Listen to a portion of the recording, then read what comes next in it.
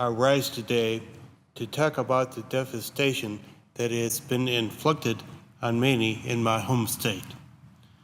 An early season snowstorm has dumped foot upon foot of snow and heavy winds on much of western South Dakota. The thoughts and prayers of Barbara and I are with those affected by this disastrous storm. Communities and residents are wrestling with the damage caused by downed trees, and utility companies are facing power outages.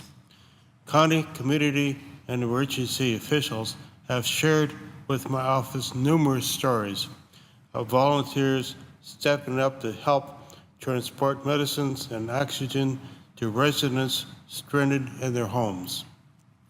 Neighbors are helping assist each other with cutting down tree limbs with snow removal and getting essential food items and medical supplies to the elderly and disabled residents.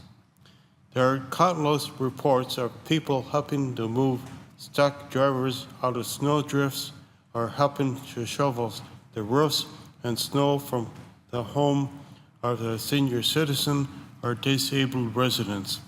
When people are in need, South Dakotans step up.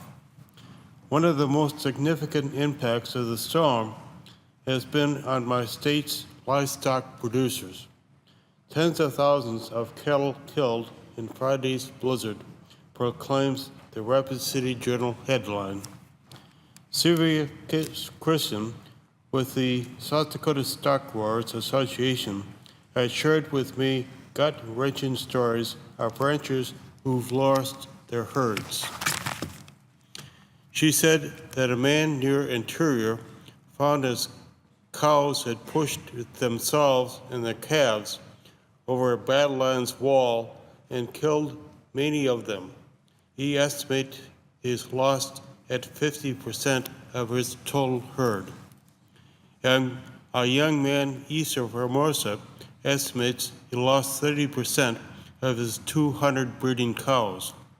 He found them all in one pile in a draw covered with snow. He saw the heads and hoofs sticking from the snow and can't bring himself to go closer or dig them out. I'm young, but I always thought I was a good rancher, he said. I thought I'd taken care of them, but I guess I should have done more. He hung up the phone with an apology as his voice broke. Our cowboys are resilient people, but this blizzard comes on the heels of a devastating drought last year from which ranchers still haven't fully recovered.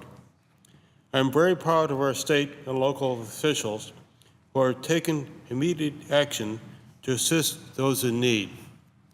The National Guard is conducting life-safety operations to ensure folks without power are okay and open roads.